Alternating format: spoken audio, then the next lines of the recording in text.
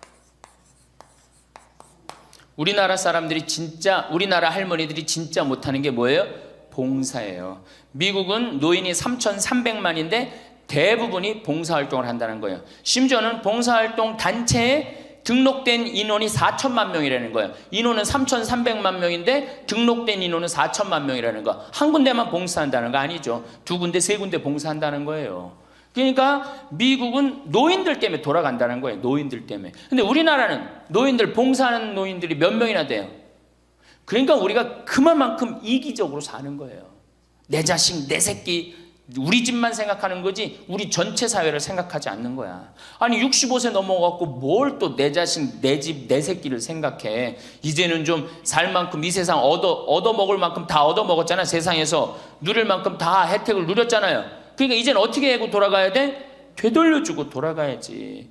저는 제가 경복궁을 갔는데 그 얘기도 조금 있으면 말씀드리겠지만 할아버지 한 분이 나와서 해설을 하시는 거예요. 봉사하시는 거예요. 그러니까 일본어로 하시더라고. 일본 사람들 오니까 일본어로 저기 막 봉사활동 하는 거예요. 아, 너무 멋있어요. 그러니까 우리 할머니들도 내가 봉사활동, 독일은 할머니들이 이 인형 눈 붙여갖고 3천만 달러를 모았어요. 3천만 달러면 300억이야. 눈 붙여갖고 어떻게? 우리는 눈 붙여갖고 돈 모으면 어떻게? 손자 용돈 주죠? 아프리카에 병원 짓는데 기부했어요. 그러니까 노년이 돼갖고 얼마나 의미 있게 살 수 있어. 봉사활동 할 수 있는 거. 그러니까 우리 할머니들 봉사활동 하십시오. 이 우리나라 그제도 말씀드렸지만 자식한테 매달려서 자식 걱정하는 게 70%가 넘어요. 그러니까 이제는 뭐 하셔요? 봉사활동 하세요. 봉사활동. 성당에서도 나와갖고 주보 접기 뭐 할 일 얼마나 많아. 청소하기, 성당 꽃밭 가꾸기.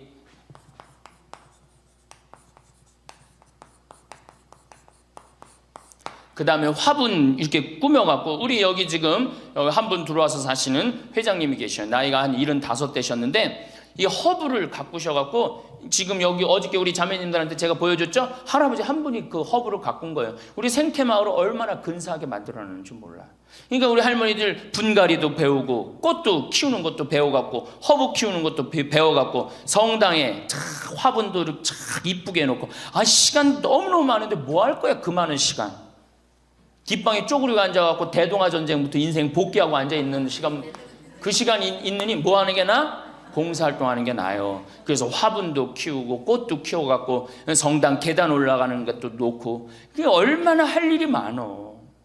원망하고 자식이 난 냉면 언제 큰아들이 사줄래나 둘째 아들이 사줄래나 막내딸이 사줄래나 그런 거 원망이나 하지 마시고. 세 번째, 일을 놓지 말아라.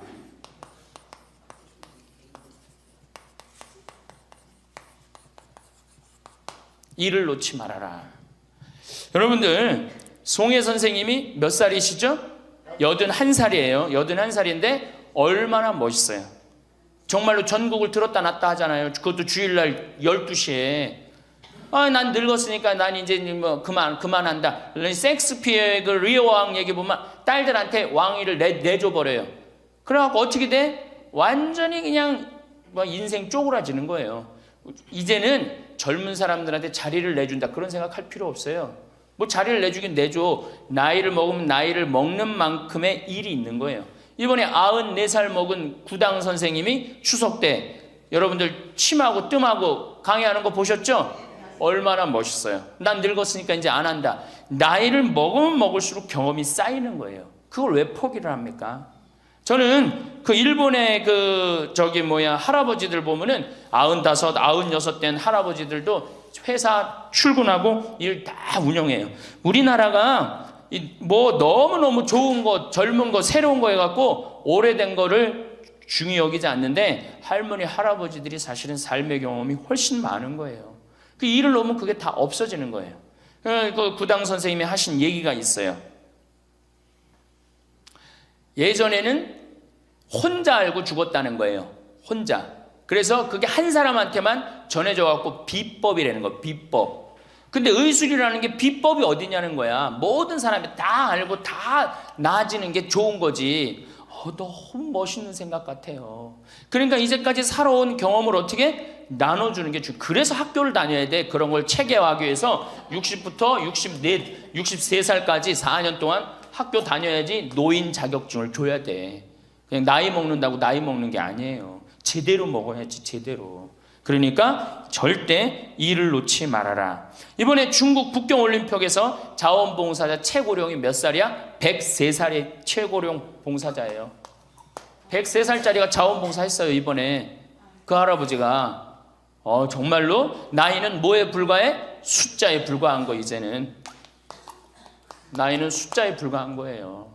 그러니까 우리 할머니도 어떻게? 일을 놓지 말아라. 신부님, 우리가 해는 일이 뭐가 있어요? 할 일 많아요. 호스피스도 있고, 주위에. 내가 그 평택에 있을 때 마리아 할머니가 있었는데 86이었어요. 그때 그 동방 재활원 있었어요. 그 장애, 중증 장애자. 거기 가고 밥 먹여주고 씻겨주고 그거를 매일 가서 하는 거예요. 너무 멋있더라고, 그 할머니. 지금 이제 어떻게 됐는지 몰라. 이제 나이가 96, 거의 100살 됐을 텐데, 아마 돌아가시지, 안 돌아가셨을지도 몰라. 그렇게 건강하게 사셨다면은 안 돌아가셨을 거예요. 그러니까 할 일은 곳곳에 있다. 할 일은. 그러니까 뭐를 놓지 말아라? 일을 놓지 말아라. 바쁘죠? 네 번째, 내가 제일 중요하게 여기는 거, 공부해라.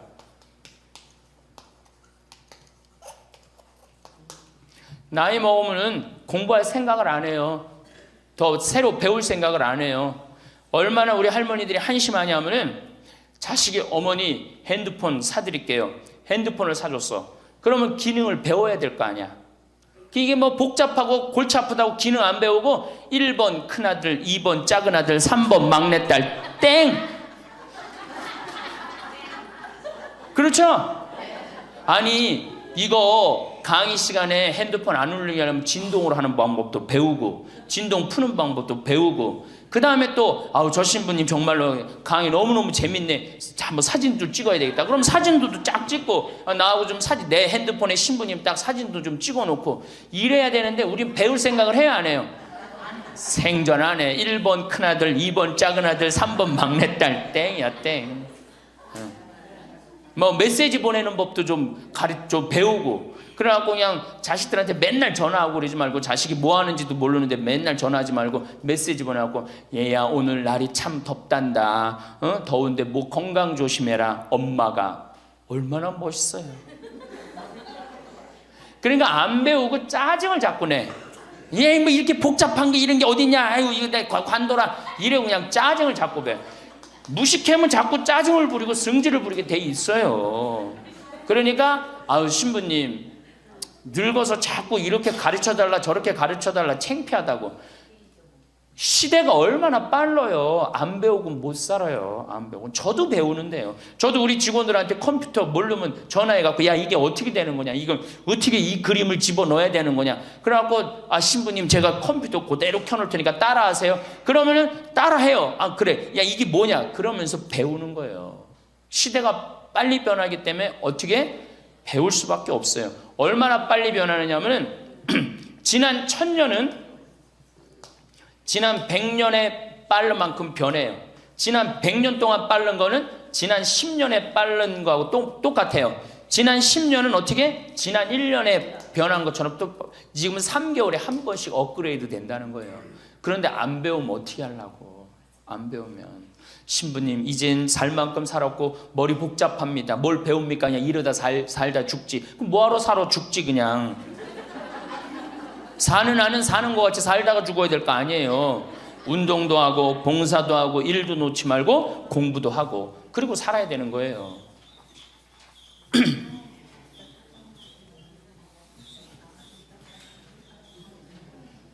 뭐든지요 배우면 즐거운 거예요. 그래서 제가 우리 할머니들한테 자수, 수지침, 요즘 또 저기 평화방송 보니까 귀침 그 교육도 있대. 이침이라고. 이침, 도자기.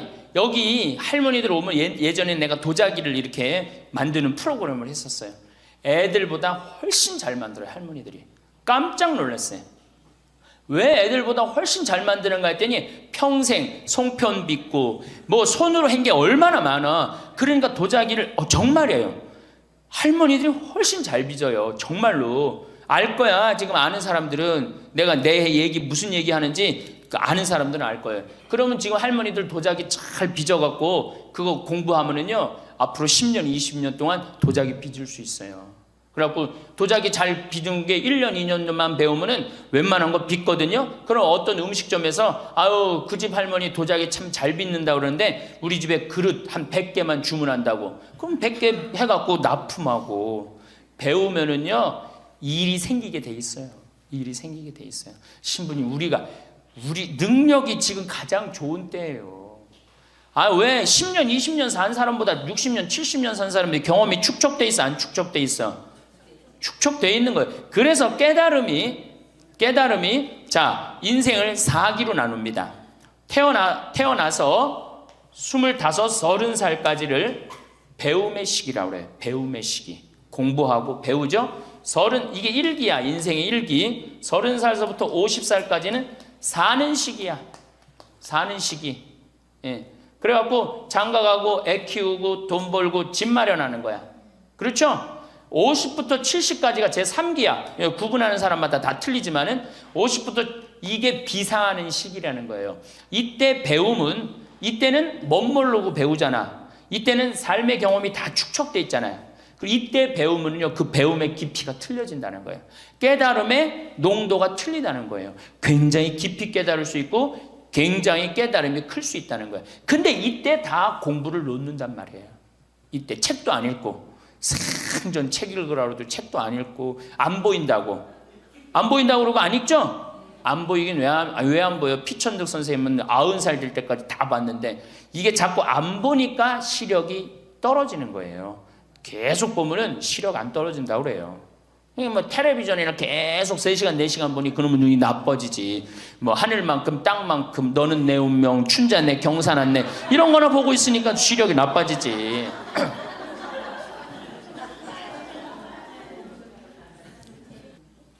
다섯 번째, 인생을 즐겨라.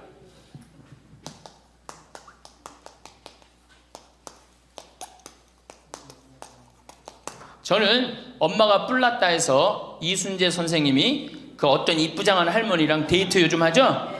그런데 둘째 아들이라는 의사라는 아들놈이 나타나갖고 아버지의 그거를 아주 못을 받고 나갑니다. 그놈 이 세상에 나쁜 놈 중에 제일 나쁜 놈 중에 하나예요. 왜? 아버지는 감정이 필요 없다 이거야. 그래 나이를 먹을수록 감정이 더 애틋합니다. 나 강의 끝나고 나 끌어안는 할머니들 많아요. 막 끌어안고 젊은 30대 40대 아줌마들은 강의 듣고도 나 안 끌어안죠. 근데 60대 70대는 할머니 끌어안는단 말이에요. 누구 감정이 애틋한 거예요? 할머니 감정이 더 애틋한 거예요. 아니 나이를 먹어갖고 사랑하는 사람 만나갖고 기대고 아까 어제 계속 제가 말씀드렸잖아요. 나이를 먹으면 유대관계가 아주 중요한 거예요. 남편이 없다, 친구가 없다, 너무너무 외로운 거야. 그런데 그 와중에 그 이쁘장 할머니랑 데이트를 하는데 그거를 반대하는 자식은 그 자식이에요. 그래서 여러분들 우리가 인생을 즐길 줄 알아야 돼요. 우리 할머니들 경복궁 자 전철 타면은 전철비 공짜 아니야? 공짜죠? 경복궁 입장료 공짜 아니야? 공짜죠? 공짜예요. 65세 넘으면은. 자 보세요. 야 오늘은 내가 왕비처럼 대왕 대비마마가 되고 싶다. 노인 어르신 성경대학 같은 반 우리 도시락 싸들고 가자. 가면은요 그 얼마나 궁이 이뻐. 그럼 다 설명도 해줘. 그 뒤에 부용정이라는 데 가봐. 얼마나 그 정원이야. 왕실의 정원이에요. 내가 세계 여러 나라 정원 다녔지만 우리나라 정원처럼 우리나라 궁의 정원처럼 자연스럽고 아름다운 데는 없어요. 다 다른 데는 꾸며놓고 정말로 편안하지 않아. 근데 거기 이렇게 산책을 하다 보면요 그냥 너무너무 좋다. 특히 이제 단풍 들 때 가봐요. 정말 기가 막히지. 그러니까 경복궁. 오늘은 우리 경복궁 가자. 경복궁 가갖고 하루 점심 먹고 내일은 창덕궁. 모레는 어르신 성경대학이니까 어르신 성경대학도 가고 다음 날은 3일 돌아다녔으니까 피곤하니까 하루 집에서 쉬고 다음 날은 덕수궁. 그 다음에 또 내가 할머니들한테 많이 청하는 거는 박물관에 많이 다니시라는 거예요. 이거 다 배움하고 다 연결돼 있는 거야. 박물관에 가보세요. 내가 그동안 우리나라를 느끼지 못했던 걸 박물관 가면 국립박물관 가봐. 모든 걸 다 느낄 수 있어요. 그 다음에 여기저기 뭐 삼성 에버랜드 거기 있는데 희원이라는 데 가봐요. 얼마나 잘 꾸며놨는지. 그러니까 바빠. 경복궁 다녀야지, 박물관 다녀야지, 헬스 다녀야지, 수영 다녀야 되지. 어때요? 싸울 시간이 어디 있어? 며느리하고 없어요. 집안에 신부님 이거 하려면 돈 많이 들 텐데 돈 거의 안 들어요. 또 돈 든다 하더라도 어떻게 하면 돼? 오늘 집에 가고 잡히면 돼. 그래서 잘 생각해 보세요. 내가 운동 다니고 봉사 다니고 일하고 공부하고 경복궁 다니고 박물관 다니면은 아파서 누울 시간 있어요, 없어요? 없어요. 아파서 누울 시간 없어요. 그리고 자식하고 부닥칠 시간 있어요, 없어요? 없어요. 원망할 시간 있어요, 없어요? 내가 바빠 죽겠는데 누구 지금 원망해? 내가 지금 바쁜데. 그래서 누가 필요한 거야? 남편이 필요한 거야. 같이 다닐 남편. 만약에 남편이 다니기 싫다, 그럼 친구가 아주 중요한 거예요. 같이 다닐 수 있는. 그래서 자식보다 손자보다 더 중요한 건 누구야? 이렇게 얘기해도 집에 가면 또 자식 용돈 달래, 손자 용돈 달래 거기다 주지. 좋은 친구 이 라면 냉면 같이 안 사 먹어. 참 이 벽을 어떻게 깨야 되는지. 그래서 학교를 다녀야 돼. 4년제 학교를 졸업해야지. 자격증을 주고 안 다니면 못 살게 해줘야 돼. 6번째, 감사하라. 우리 신앙인 중에 내가 천주교 교우들 중에 정말 못하는 게 감사해요. 우리 할머니들 우리 집에 암 환자들이 많이 와 있어요. 암 환자들이 어제도 암 환자 몇 분이 미사 참여를 했어요. 잘 못 느꼈겠지만은.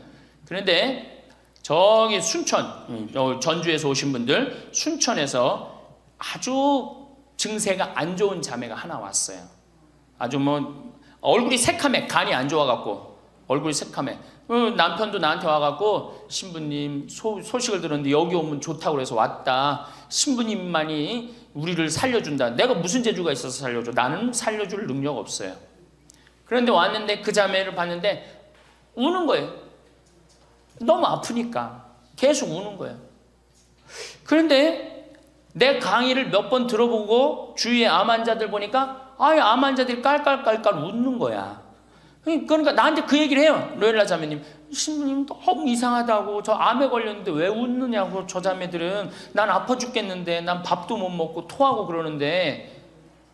그래서 내 강의에 중요한 게 뭐야? 기뻐하라, 감사하라야. 자매님 지금 살아있는 것 자체만 해도 지금 은총이다. 죽으면 하나님한테 가는 것도 은총이고, 내가 울면서 하루를 지내느냐 웃으면서 하루를 지내느냐 굉장한 차이가 있다.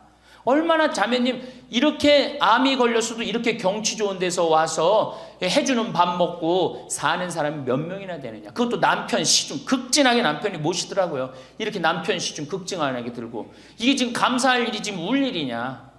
자매가 한 일주일 지나더니 신부님 밥을 먹을 만하다는 거예요. 밥을. 그리고 이제 한 2주일 있다가 항암 치료를 하러 갔어요. 그 병원에서 유명하대. 항암 치료하면 토하고 울고 토하고 우는 거. 그래서 의사 선생님들이 지나가면서 본대요.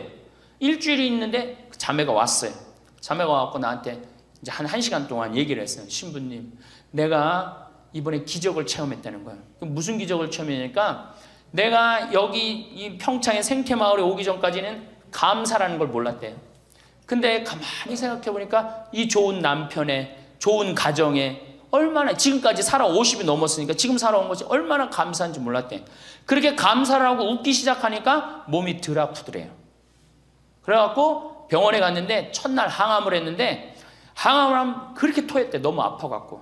근데 첫날 항암을 했는데 안 토하더래요. 아프지도 않더래요. 그래서 참 신기했대요. 그 의사 선생님들 보고 맨날 나 죽으면 어떻게 하냐고 울었는데 의사 선생님들 보고 빵긋빵긋 웃었대, 본인이.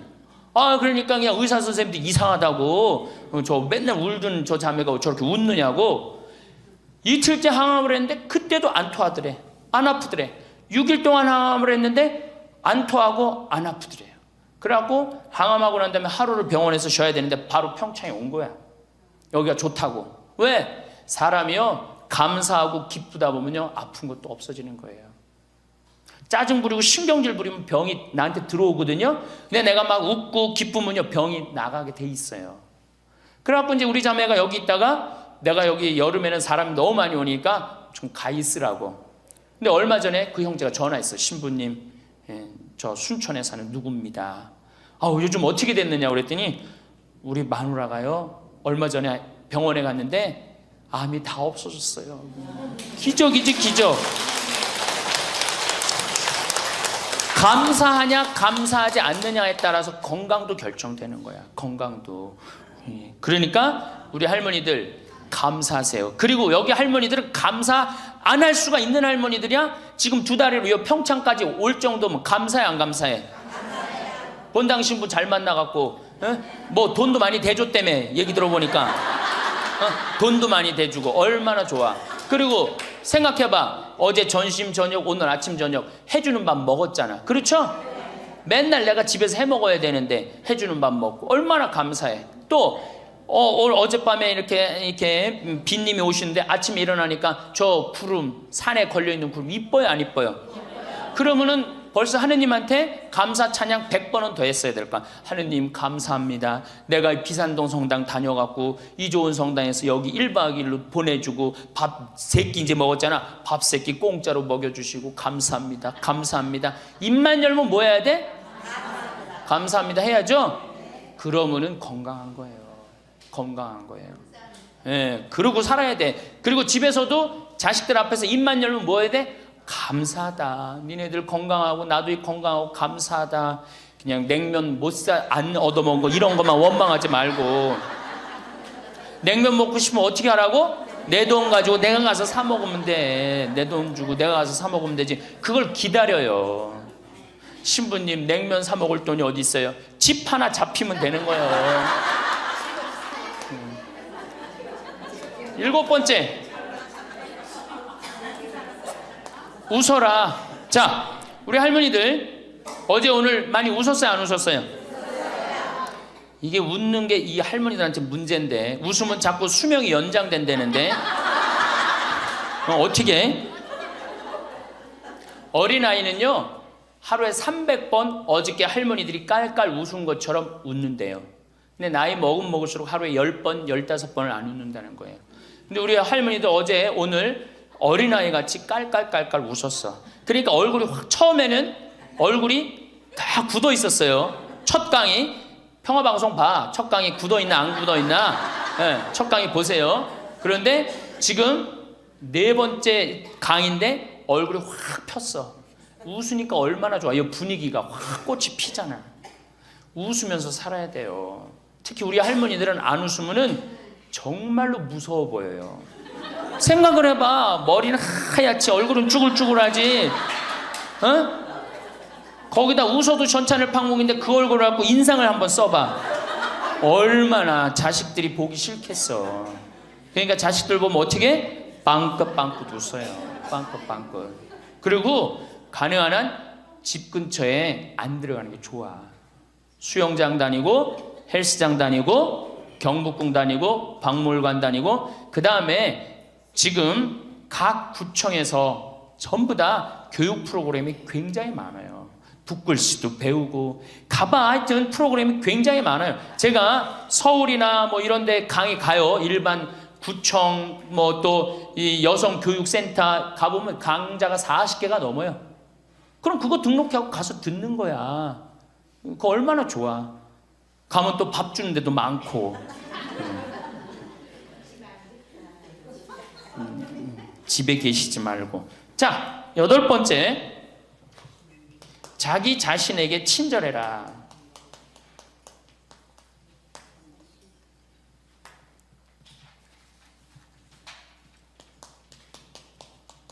제가 이거 가장 중요하게 여기는 겁니다. 자기 자신에게 친절해라. 우리 할머니들 이제 내가 늙었으니까 이제 소용없다. 이제 뭐 난 늙었으니까 이제 뭐 부귀영화도 필요 없다. 그냥 밥 세끼만 먹고 산다. 이러지 마세요. 지금처럼 소중한 순간이 없어요. 죽기 전에 가장 행복하게 죽어야지 천당 가는 거예요. 자, 아들이 어머니 제가 갈비 사드리니까 갈비 먹으러 갑시다. 그러면은 할머니들이 얘야 경제도 어려운데 갈비는 무슨 갈비냐, 그냥 집에서 김치찌개나 먹자. 이 할머니 바보 멍텅구리 할머니예요. 아들이 갈비 사준다면 어떻게 해야 돼? 방에 들어가고 바로 빨간 거 입술에 바르고 가방 들고 따라 나가야 돼요. 그리고 체하 갖고 집에 들어와서 약을 먹는 한이 있더라도 아들한테 뭐라고 그래야 돼? 내가 아들 잘 만나갖고 호강한다. 고맙다. 고맙다. 어디 갔어? 고맙다. 응? 감사하다. 정말로 내가 너 때문에 호강한다. 나같이 이렇게 호강하는 노인네가 우리 동네는 없다. 이렇게 얘기하면은 다음에 아들이 어떻게 해? 또 사드리고 싶어요. 그런데 만약에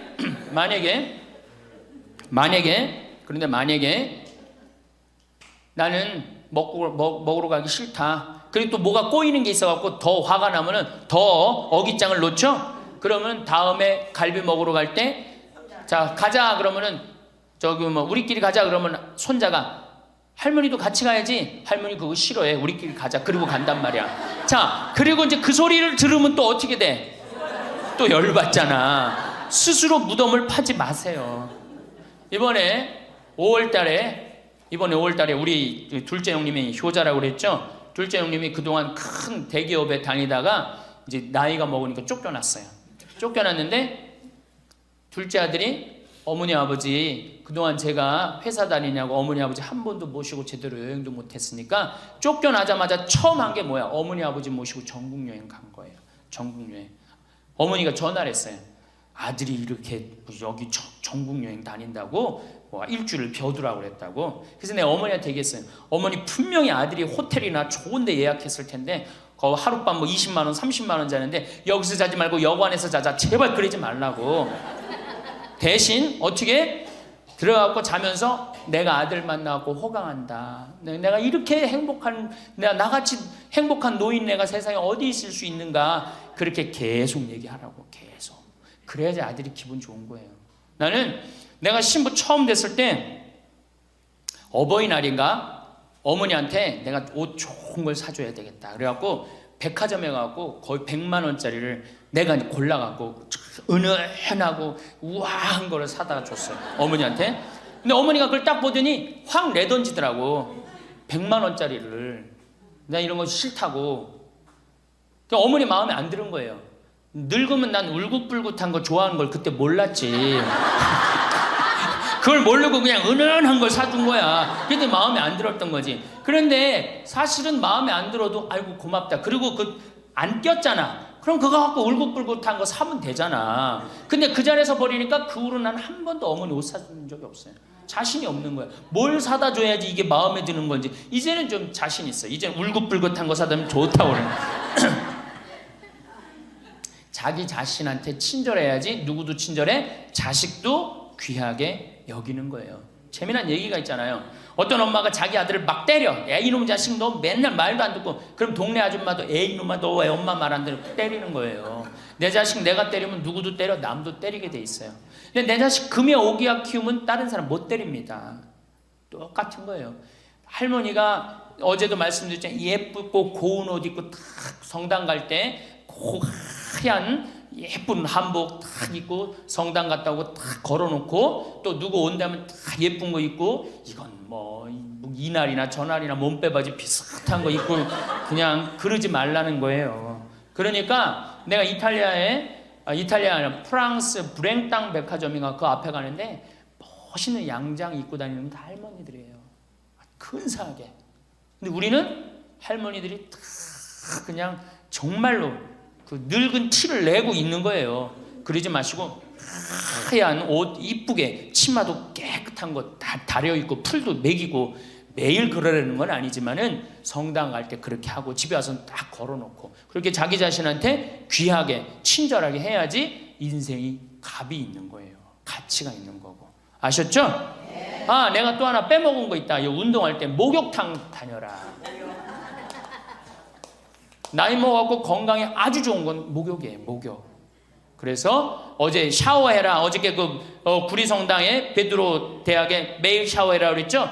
목욕탕 다니세요. 피부도 고와지고 근육도 굉장히 많이 부드러워지니까. 그러니까 어쨌든 자기 자신한테 친절하면 돼. 신부님 너무 이기적이지 않느냐. 봉사활동 있잖아. 봉사하고 자기 자신한테 사랑하고 이렇게 살아갈 때 인생이 찬란한 거예요.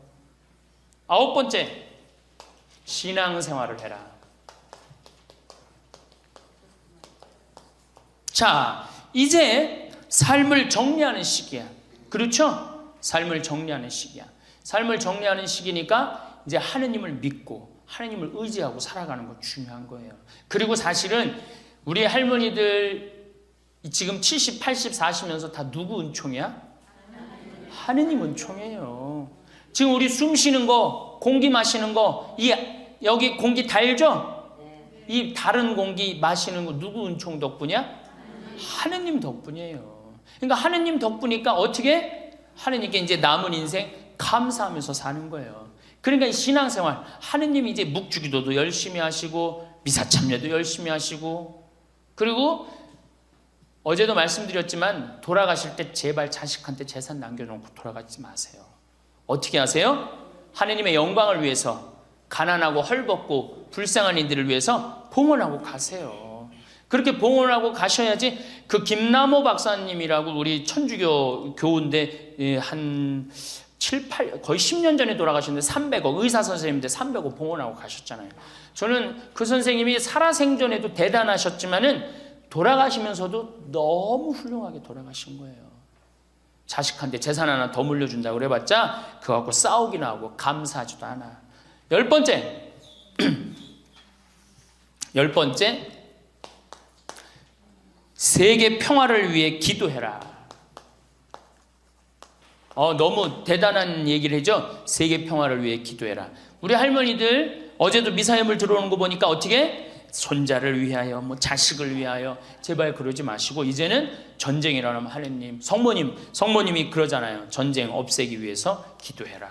세계 가난한 이들을 위해서 기도해라. 그러잖아요. 그러니까 우리 할머니들 이제는 항상 누구를 위해서 기도해? 세계 평화, 세계의 구원을 위해서. 이젠 70쯤 됐으면 세게 놀아야 될 거 아니야. 크게 놀아야 될 거 아니야. 세계의 평화를 위해서, 세계의 구원을 위해서. 우리 성모님이 늘 세계 구원을 위해서 기도하라고 그러잖아요. 그리고 우리 신부들 위해서 기도하고. 그러니까 기도를 적어놔. 1번 이거 저기 방송에 누구 이름 하면 안 된다고 그러네. 본당 신부 위해서. 2번 세계 구원을 위해서. 3번 사제들을 위해서. 4번 기억하고 싶은 사람들 많잖아. 부모님을 위해서. 5번 자식들을 위해서. 6번 대통령 똑똑해지라고 기도하고. 이렇게 기도해놓고 아침부터 일어나고 딱 기도 지향을 두고 기도를 해두면요 얼마나 자신이 소중한 사람이고 중요한 일을 한다는 걸 안다는 거예요. 우리 할머니들, 자 다시 한번, 이거 다 기억 못하겠지만 뭐해라? 운동해라. 뭐해라? 봉사해라. 뭐해라? 일을 놓지 말아라. 뭐해라? 공부해라. 그 다음 인생을 즐겨라. 아주 중요한 거예요. 그 다음에 감사해라. 웃어라. 자기 자신에게 친절해라. 신앙생활을 해라. 세계 구원을 위해 기도해라. 자, 총정리합니다. 자, 21세기는 누구의 시대다? 노인의 시대다. 노인의 시대다. 의술이 발달해갖고 이제는 보통 100년을 산다. 100년을 사니까 우리 할머니도 앞으로도 30년, 20년 남아있다.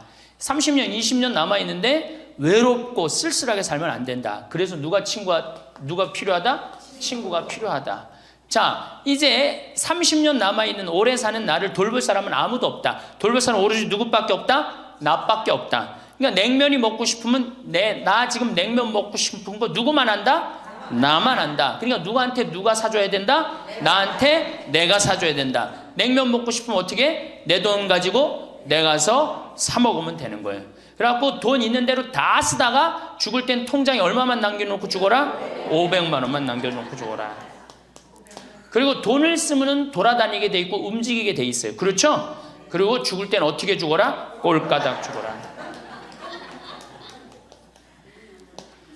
이것만 외우면은 할머니들 외롭지 않게 사실 거예요. 그러니까 어르신 성경대학 끝까지 다니시고 늘 즐겁게 사시고 그리고 자식이 없다 이렇게 생각을 하셔야지 며느리가 스트레스 안 받는 거예요. 며느리 이거 챙겨나고 저거 챙겨나고 뭐 섭섭하고 뭐 기억하고 이거 있으면 며느리 못 살아요. 우리 어머니 바빠갖고 며느리가 있는지도 없는지도 모르고 살아. 그럼 며느리가 얼마나 엄마가 좋겠어, 시어머니가. 안 그래요?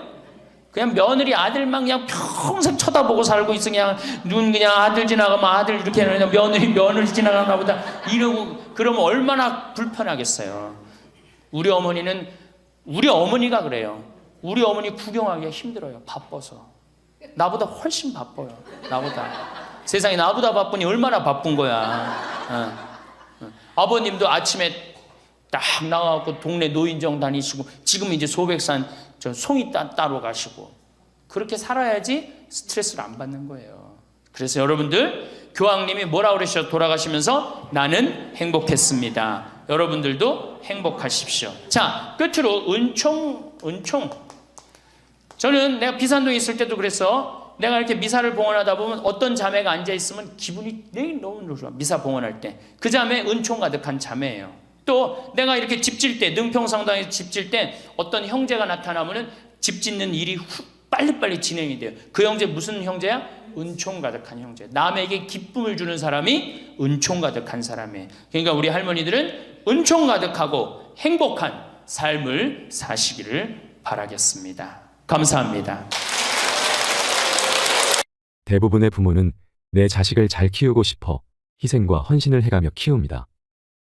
우리 어릴 때를 생각해보면 먹고 사는 것은 조금 힘들었어도 스스로 잘 자랐던 것 같은데 부모 노릇이 정말 힘든 것 같습니다. 오늘은 자식들에 대해 고민이 있으신 분들이 들으시면 좋을 내용이 담겨 있습니다. 최근에 아는 지인에게서 연락이 왔습니다.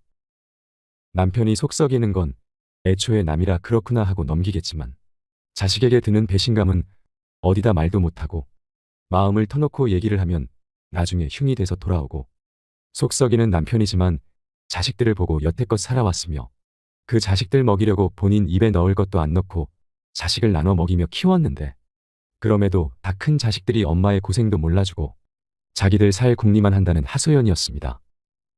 다들 말을 안 해서 그렇지 과연 자식에게 서운함을 느끼는 부모가 한둘일까요? 지인들끼리 만나면 남편 흉은 2시간이 넘도록 보면서 자식에 대해서는 자랑이 줄을 잇습니다.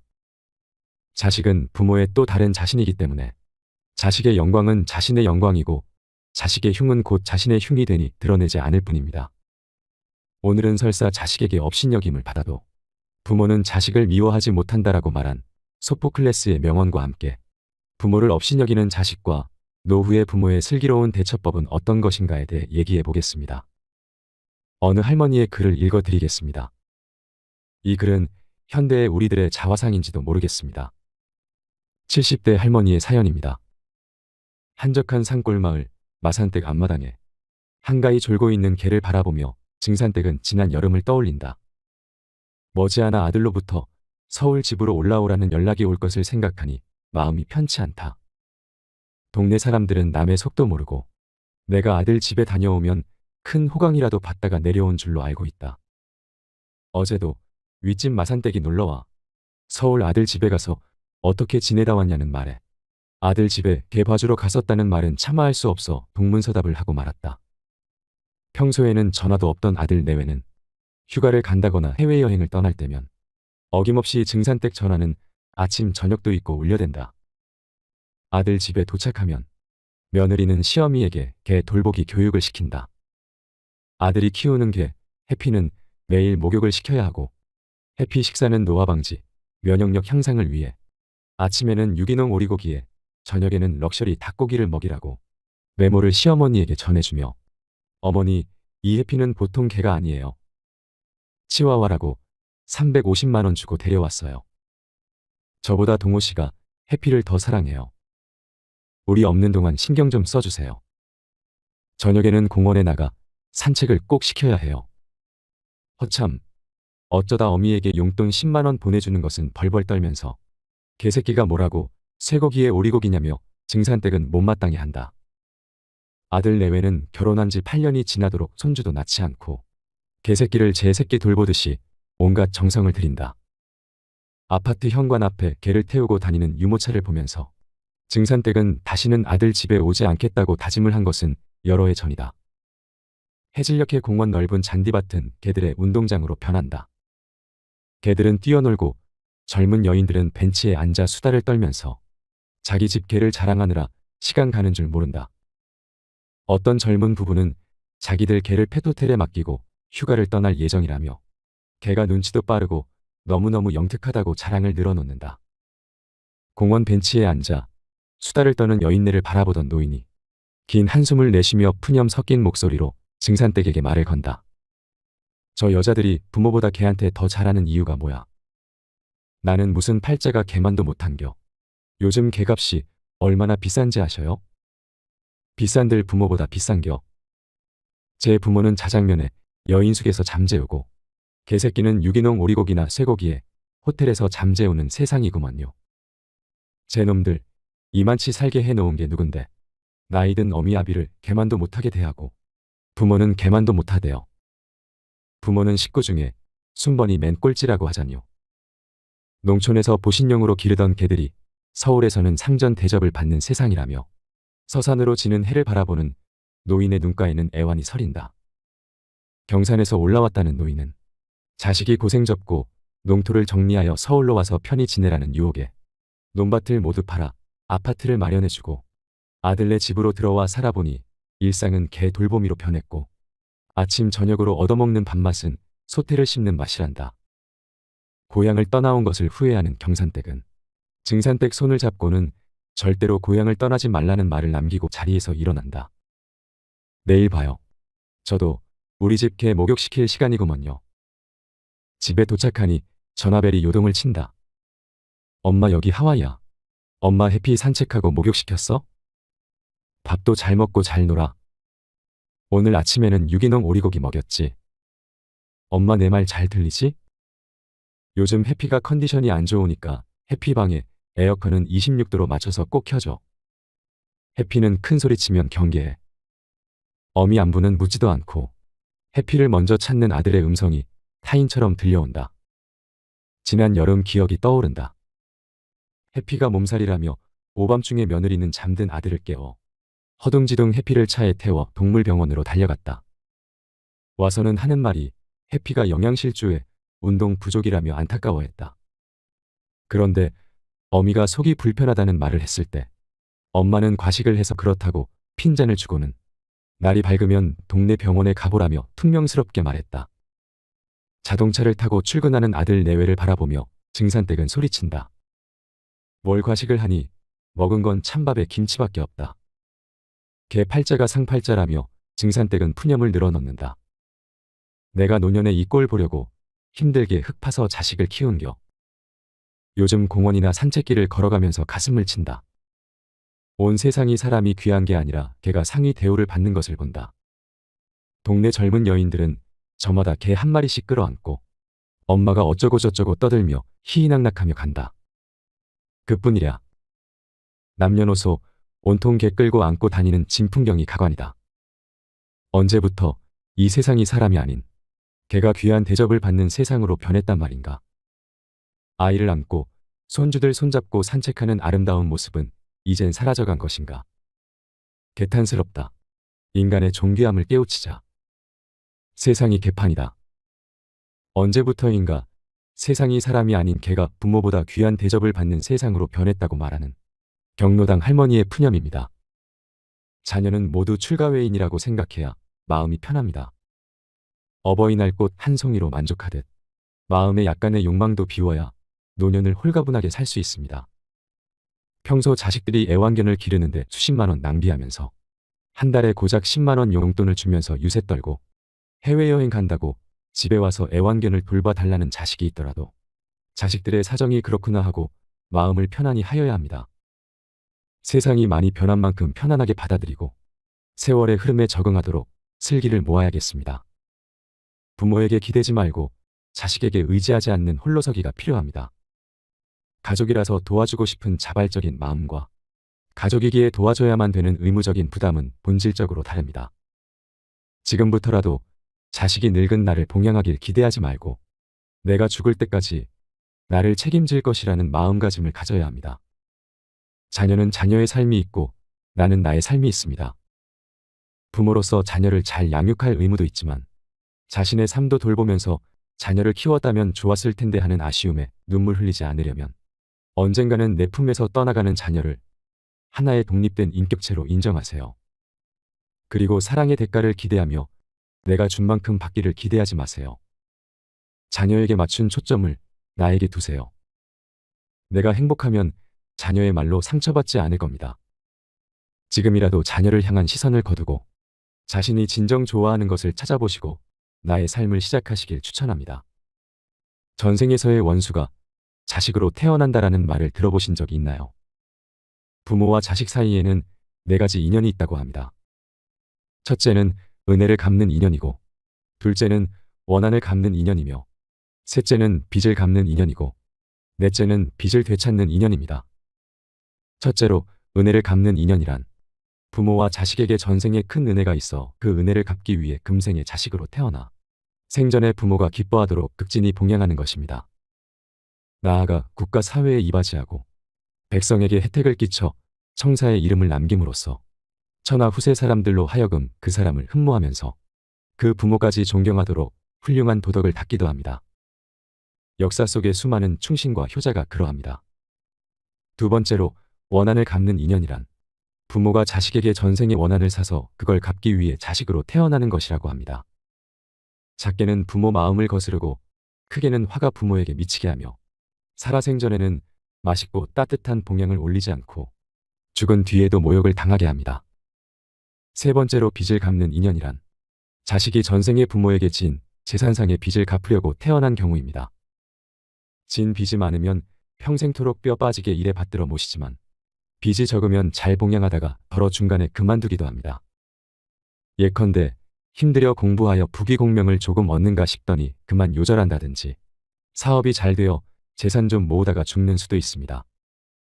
네 번째로 빚을 되찾는 인연이란 부모가 자식에게 전생의 재산상의 빚을 진 까닭에 그 빚을 받으려고 태어난 경우입니다.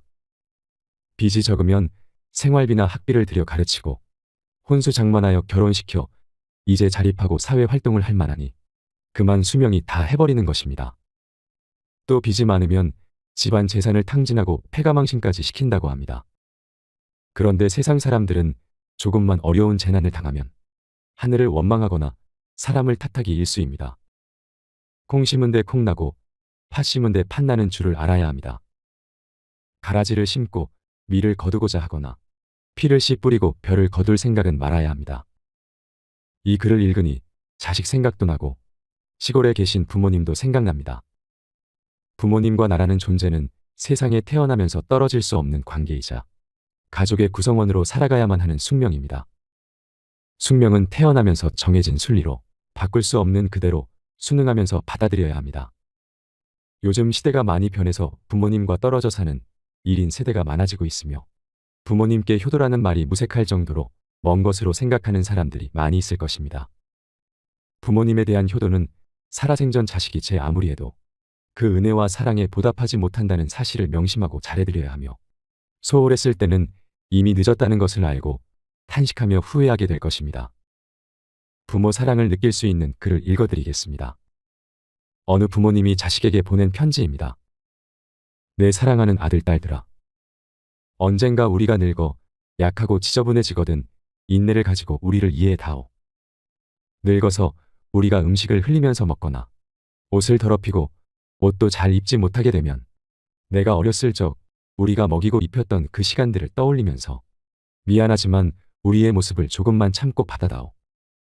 늙어서 우리가 말을 할 때 했던 말을 하고 또 하더라도 말하는 중간에 못하게 하지 말고 끝까지 들어주면 좋겠다.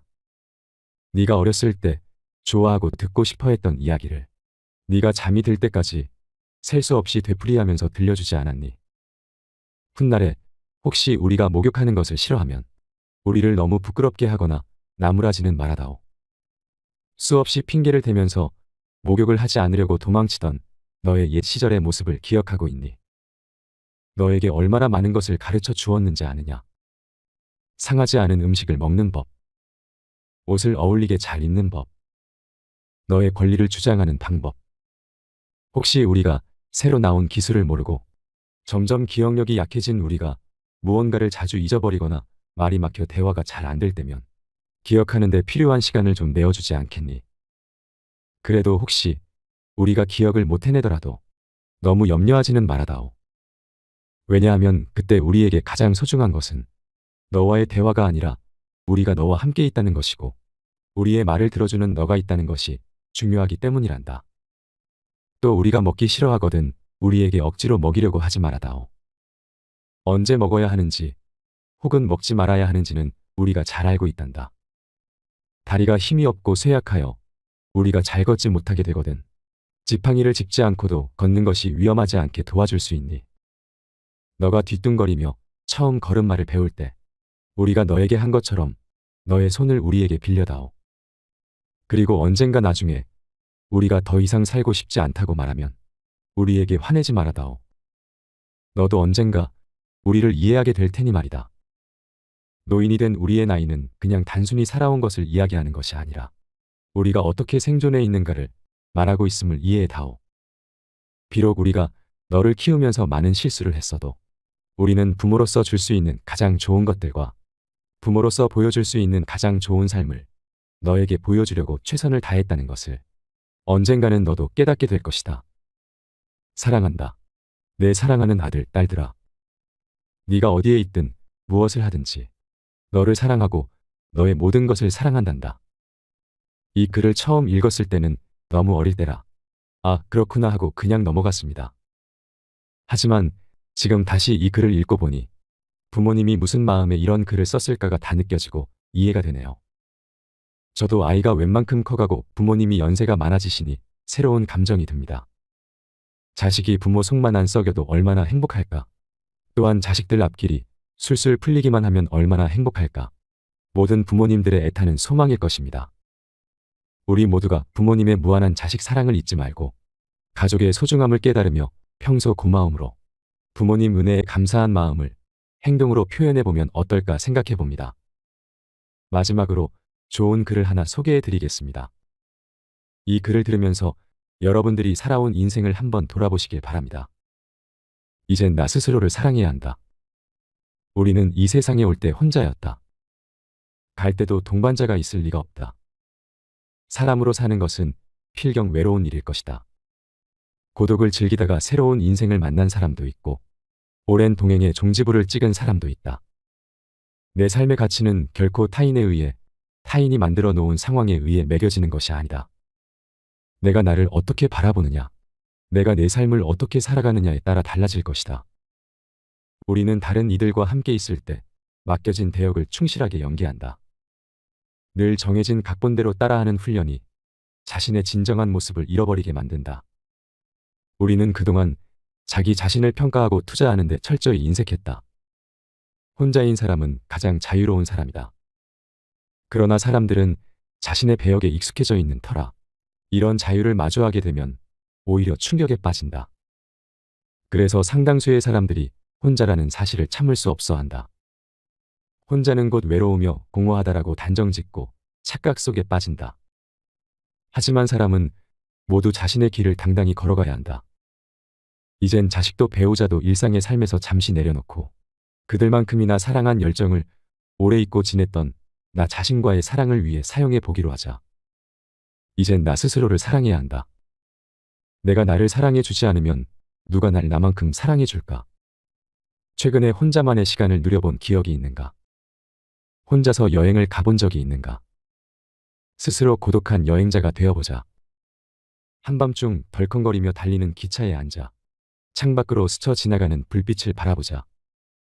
고독은 생각을 풍성하게 키우고 그 차원을 높여준다. 많은 생각이 부담스러운가? 생각이 많은 것은 좋은 일이다. 그것을 조용히 음미할 때 우리의 영혼은 성장한다. 열심히 가정을 지키면서 살아온 나 자신을 마음껏 칭찬하자.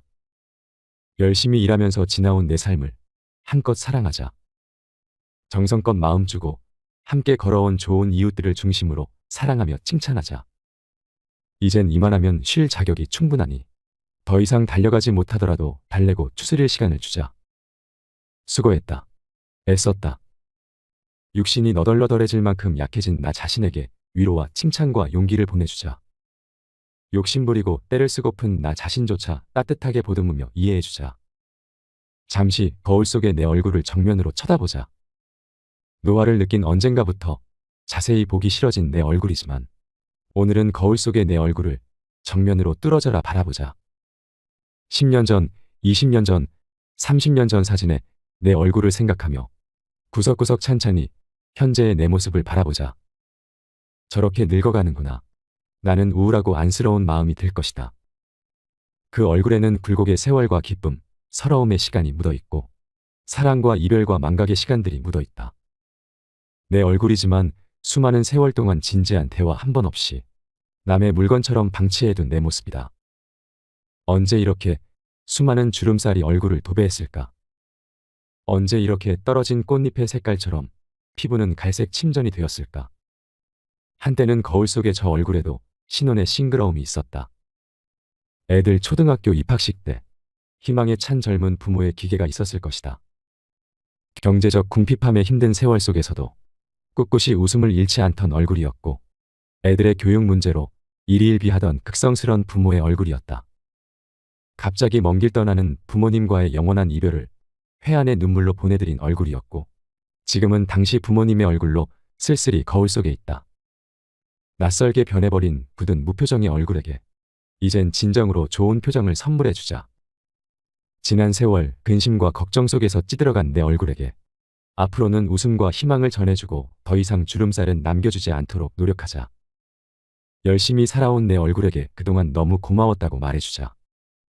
수십 년을 동고동락해준 내 얼굴에게, 지구상에 오직 하나뿐인 내 얼굴에게 남은 시간은 우리들만을 위해 바치겠노라고 약속하자.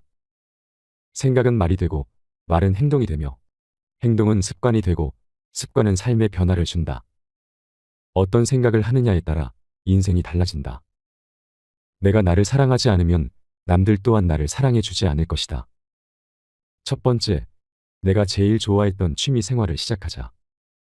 두 번째, 내가 진짜 가보고 싶은 여행지로 훌쩍 떠나자. 세 번째, 신발은 지금까지 신었던 가격보다 좀 비싼 걸로 투자하자. 네 번째, 마음을 터놓을 수 있는 친구에게 당장 전화해보자. 다섯 번째, 아직 용서해주지 않았던 사람이 있다면 가슴을 열고 용서해주자. 그러면 내가 편해진다. 여섯 번째, 거리가 멀더라도 맛집으로 이름난 식당을 찾아 나 자신에게 음식 선물을 해주자. 일곱 번째, 매일 아침 눈을 뜨는 순간 나는 사랑받기 위해 태어난 사람이고 지금 이 순간이 가장 행복한 사람이라고 외치자. 이 글을 읽은 모든 사람이 과거에 어떻게 살았던 지금 당장부터 행복했으면 한다. 거울 속의 낯선 나를 이젠 진정 사랑하는 대상으로 친하게 지내며 먼 훗날 영원한 안식 여행을 떠날 때 너와 나, 우리는 행복한 삶을 살았다고 말할 수 있었으면 얼마나 좋을까. 여러분, 오늘부터는 내가 먼저 내 얼굴을 사랑해라고 말하고 바로 행동을 했으면 합니다. 나를 업신여기지 말고 위대하고 또 위대한 소중하고 귀한 사람이 당신임을 잊지 말고 살았으면 합니다. 우리는 지구상 하나뿐인 내 얼굴을 사랑해야 합니다. 왜냐하면 한평생 희노애락을 같이 경험하며 살아온 얼굴이니까요. 늙기 전에 인생을 즐기세요. 아주 오래 살 것처럼 행동하면 어리석은 것입니다. 걷지도 못할 때까지 기다리다가 인생을 후회하지 말고 몸이 허락하는 한 가보고 싶은 곳을 여행하세요. 혹시 병들더라도 겁먹거나 걱정하지 마세요. 태어나서 늙고 병들고 죽는 것은 누구에게나 오는 것이기 때문입니다. 몸은 의사에게 맡기고 목숨은 하늘에 맡기고 마음은 스스로 책임져야 합니다. 자식들이나 손자에 관한 일은 눈으로 보고 귀로 듣기만 하고 입은 꼭 다무세요. 자신이 자신을 최고로 여기고 자신을 대접하며 살고 생로병사에 순응하며 살아가세요. 머물 듯 하는 것이 세월입니다. 이상으로 책틀맨이었습니다. 오늘도 함께 해주셔서 감사드립니다.